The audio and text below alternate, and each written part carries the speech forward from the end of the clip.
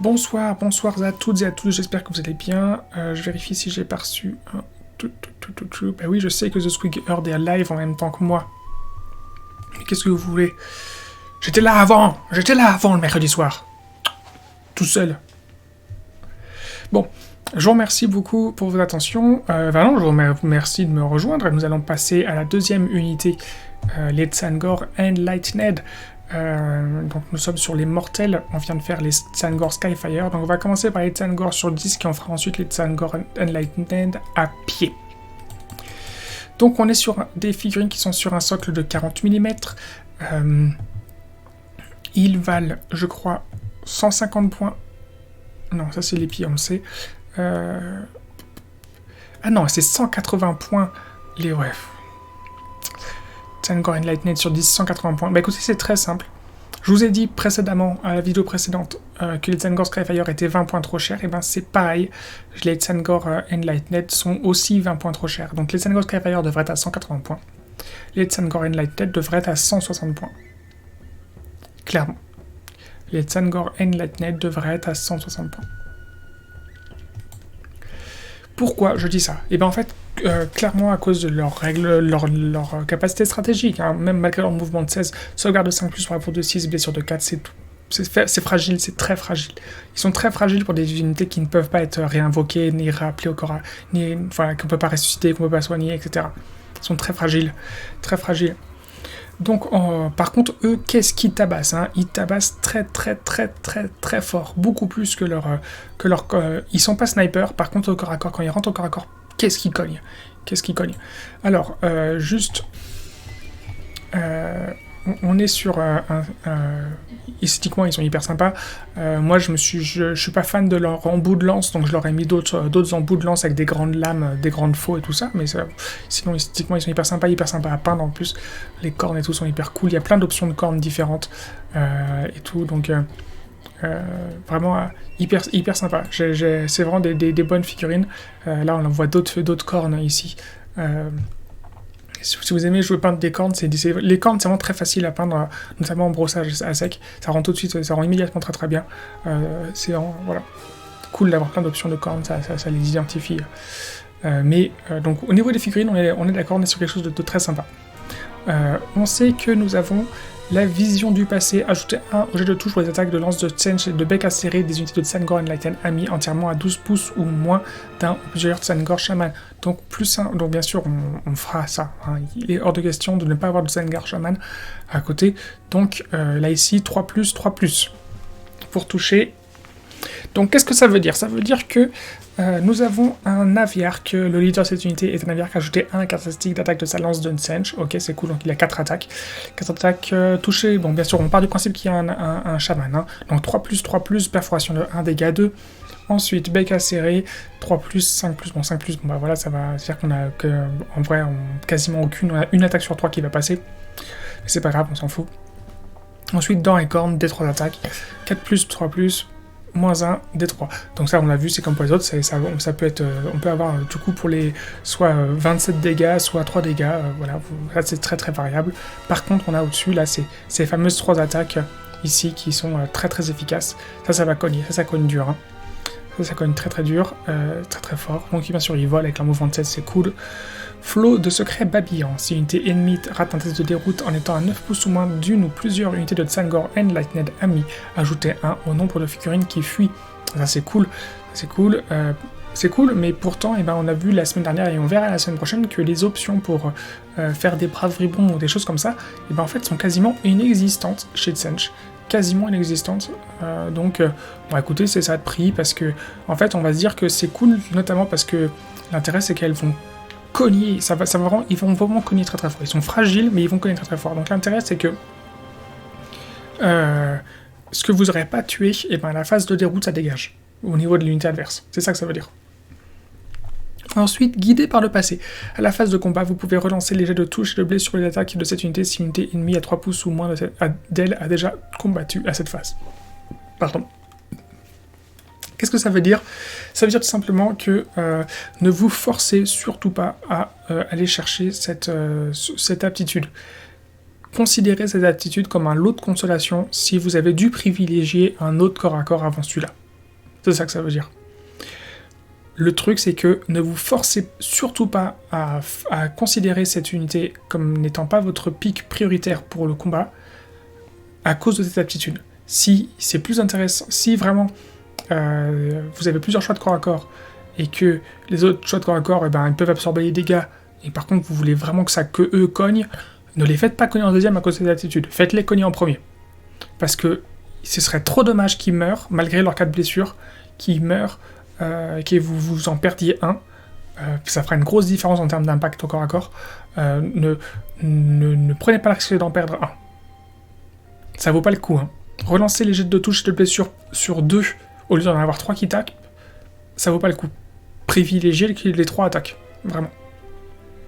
Par contre, si, imaginons que vous avez 2 unités de Tzaangor Enlightened ou différentes options, et bien, à ce moment-là, s'il faut en faire à frapper une, et du coup il y en a une autre qui ne peut pas frapper, ça sera votre lot de consolation. Mais vraiment c'est pour ça. Hein. Ne partez pas du principe que ça va faire le café. Bien sûr ça va faire une différence en termes pour cogner, mais ne partez pas du principe que c'est plus intéressant de frapper en deuxième et de prendre le risque de perdre une figurine que grâce à cette aptitude. Certainement pas. Certainement pas. Plus vous allez cogner fort sur votre adversaire au début, moins vous aurez de retour de bâton violent. Hein. Donc, voilà. C'est une bonne unité. C'est une bonne unité. Malgré tout, 20 points trop cher. Du coup, c'est intéressant d'aller voir sa version à pied. Sa version à pied, qui est une version qui, du coup, n'est jamais jouée actuellement. Donc, les Tzaangor Enlightened, donc à pied, qui, pour le coup, eux, Tzaangor Enlightened sont aussi sur des socles de 40 mm, et ils valent 100 points, si je dis pas de bêtises. C'est 100 points, donc c'est 80 points de différence, hein. Les 3. Alors, pour le coup, eux, je les descendrais plus à 90 points, plutôt qu'à 80 points. Et quelle est la grosse différence ? En fait, c'est juste qu'ils passent d'un mouvement de 16 à 10 et qu'ils perdent une blessure. Mais du coup, proportionnellement, on a nos attaques principales importantes, c'est-à-dire la lance de Tsench, plus une attaque pour le Aviark, donc le champion. Et effectivement, on perd l'attaque très très très fluctuante des disques de Tsench. Mais... à la limite, j'ai envie de dire, ça peut être très variable, c'est peu fiable. On est vraiment sur quelque chose de très peu fiable, sachant que eux, c'est toujours sur du 4+. Vous n'avez pas le bonus de 1 du chaman. Donc, là, on est quand même sur l'intérêt, c'est qu'ils ont une portée de 2. Ils vont également, ils vont mettre un petit malus à la déroute adverse, ok.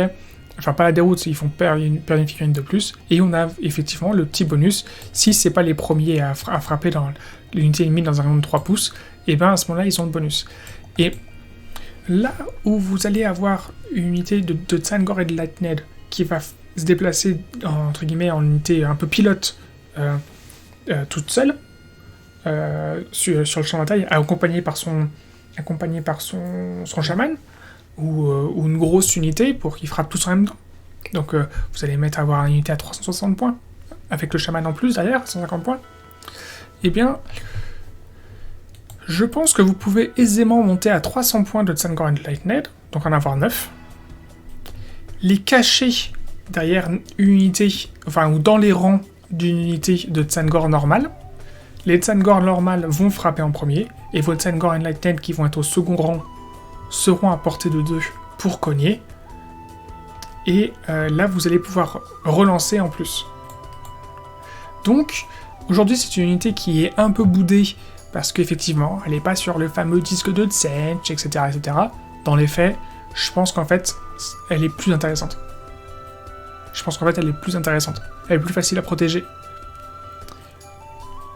Donc, et pour le coup, elle est juste 10 points trop chère. Donc ça va. Et proportionnellement, une unité à 100 points qui est 10 points trop chère, ça arrache moins la gueule qu'une unité à 180 points qui est 20 points trop chère. Vraiment. J'aurais même tendance à dire que même si c'était une unité à 100 points qui était 20 points trop cher, ça arracherait moins la gueule qu'une unité à 180 points qui était 10 points trop cher. Donc, pour moi, aujourd'hui, même s'il y a des options de règles, de stratégie, de gameplay qui sont hyper sympas avec les Tzaangor sur disque,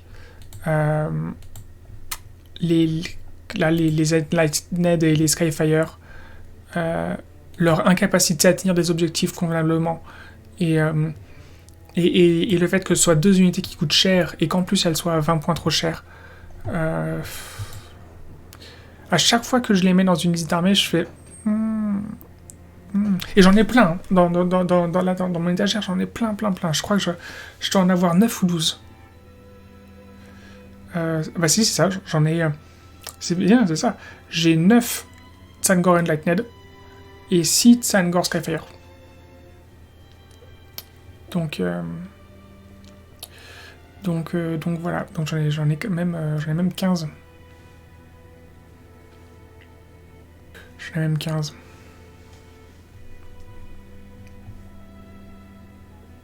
Ouais, c'est ça, j'ai 5 unités.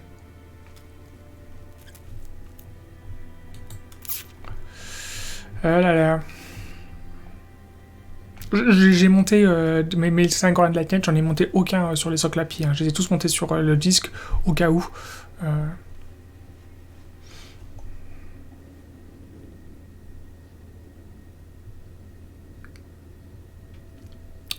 Bon, écoutez, c'est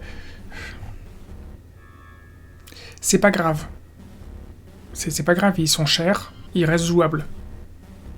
C'est juste qu'ils sont fragiles. Là, pour le coup, ils sont fragiles. Et ils se déplacent tellement vite que c'est difficile de les planquer.